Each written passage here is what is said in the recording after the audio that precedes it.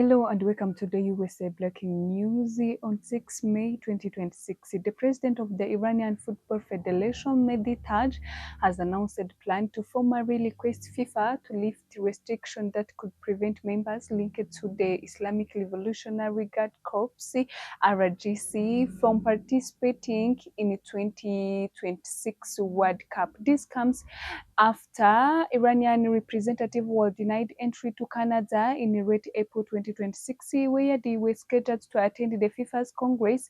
The refusal was reportedly due to Taj's past association with the RGC, forcing the delegation to return home without attending the meetings. The FIFA has since invited Iranian officials to Zurich, Switzerland for high-level discussion set for May 20, where the issue of Iran's participation and security concern will be addressed. Speaking to Iranian media IRIB, Taj emphasized that Iran demands guarantee of safety and respect during the tournament. He warned that without clear assurance, Iran could reconsider its participations, stressing that FIFA, not a political figures, should control World Cup matters. Meanwhile, USA Secretary of the State Marco Rubio stated that while Iran will not be barred for competing, individuals with ties the RDC will not be allowed entry to the United States. Despite the tension, FIFA President Gianni Infantino confirmed that Iran will participate in the 2026 World Cup, including matches to be played in the USA. The 2026 FIFA World Cup is scheduled to run from June 11 to July 19, 2026. Iran has been drawn in Group G alongside Belgium, Egypt, and New Zealand. France's Court of Appeal is revealing whether a compensation case linked to claims committed by former Gikonglo Prefect Laurent Bukibaluta can proceed despite his death in late 2023. Bukibaluta, born in 1944, served as prefect of Gikongolo from 1992 to 1994. He was accused of playing a leading role in organizing and overseeing killing during the 1994 genocide against the Tutsi, a place French prosecutors stated that encouraged Tutsi to seek refuge at the Murambi Technical School, ETO, promising safety, food and water, but they were later killed there. He was also accused of involvement in the killing of more than 19 Tutsi students at Marie Melcy Secondary School in Kibeho on April 17, 1994. In July 2022, a Paris court found him guilty of genocide and crime against humanity committed between April and July in 1994, sentencing him to 20 years in prison. However, the compensation case stalled after his death on December 6, 2023, before the appeal verdict was delivered. Survivors' rights organizations are pushing for the compensation case to continue, arguing it necessary to full justice. Even after his death, a lower court judge had ruled they lacked the authority to proceed. On May 5, 2026, the Paris Court of Appeal heard the case and announced that its decision will be delivered on October 3, 2026. The previous case involving Rwandans convicted of genocide in France, compensation has often been paid through a state fund when the convicted individuals lacked sufficient assets. This case could set a major precedent on whether compensation claims can continue even after a convicted person has died. OpenAI has unveiled a new artificial intelligence model called ChatGPT 5.5 Instant, set to replace GPT 5.3 Instant as the default system powering ChatGPT. According to OpenAI, the new model marks significant fewer errors in a critical field such as law, healthcare, and finance. It also shows major performance improvement, scoring 81.2% on the 2025 AIMS mathematics exams, up from 65.4% achieved by ChatGPT 5.3 instance.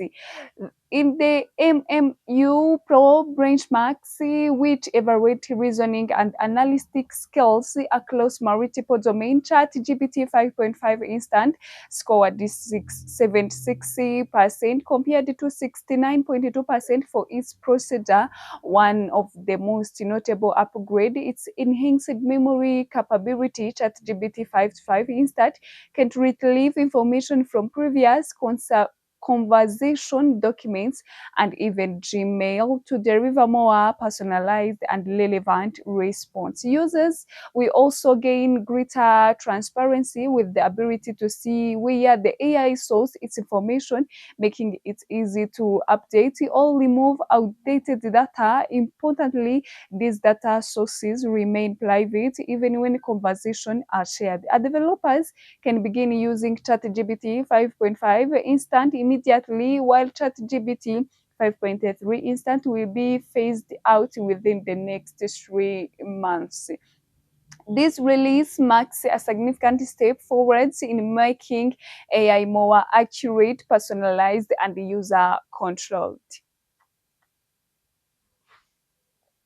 Threads, the social media platform owned by Meta, has officially launched the direct messaging on its web platform, allowing users to send messages to individuals or groups directly from their computers. Akana Hayes, head of the Threads, revealed that web-based messaging was the most requested feature by users after messaging was first introduced on mobile in July 2025. The desktop version of the Threads now includes dedicated message tabs, request section for pending connections on search function to help users navigate conversation more easily. Since its launch in 2023, messaging has become a core feature of the platform. Meta reports that messaging activity has grown by 30% week over week since the beginning of this year, with average of 350 million private messages sent every week. In a move to stay competitive, Trade recently introduced live chats, a feature that allows real-time conversation during ongoing events, sometimes something that sets it apart from many reviews. Up to 150 users can participate in a single chat, sharing message, photo, and emojis reaction simultaneously. Once the limit is reached, additionally user can still follow the conversation and react in a spectator mode. These upgrades signal trades a strong push towards a real-time communication as a central part of its platform. Arsenal have booked their place in the UEFA Champions League final after head-first 1-0 victory over Atletico Madrid, sealing 2-1 aggregate win in the semi-final. The decisive second leg was played at Emirates Stadium on Tuesday, May 5, 2026. After a 1-1 draw in the first leg, both teams started cautiously, creating a few clear chances.